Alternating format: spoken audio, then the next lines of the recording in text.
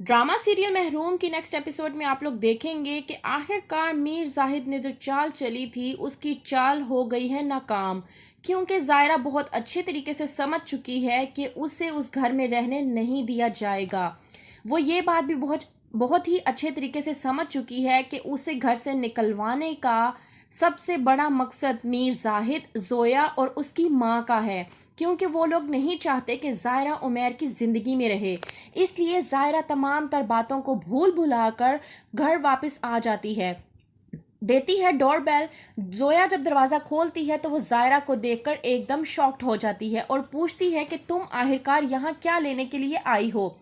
कहती है ज़ायरा जोया से कि तुम ये समझो कि मैं यहाँ से गई ही नहीं थी, बस चंद दिनों के लिए गई थी और मैं वापस आ चुकी हूँ, और मज़ीद अपने दिमाग पर बोझ डालने की ज़रूरत नहीं है। थोड़ी देर मैं अपनी सास के साथ गुजारूंगी, बाद में आप लोगों से निपटती हूँ।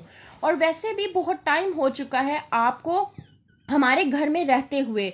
आपको और जोया, तुम दोनों को क्या अपने घर की याद नहीं आती?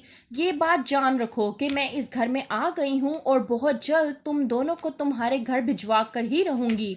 नसरीन एक तरफ से इस बात से खुश भी है कि ज़ायरा घर वापस आ चुकी है, और दूसरी तरफ से उससे इस बात का डर भी लग चुका है कि तमाम तर गुस्सा मीर जाहिद का अब पूरी तरह से नसरीन पर ही उतरेगा। जाती है कमरे में ज़ायरा। उमैर जब आता है ज़ायरा को देखकर खुश भी होता है और गुस्सा भी करता है।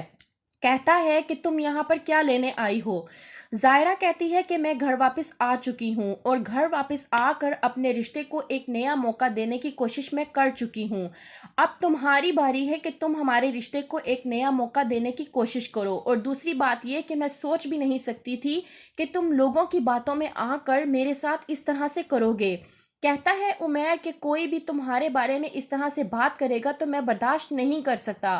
कहती है ज़ायरा कि तुम कोई भी नहीं हो, बल्कि मेरे लिए मेरा सब कुछ हो, मेरी पूरी दुनिया, मेरी पूरी कुल कायनात हो, और तुम्हें ये बात समझ में क्यों नहीं आती?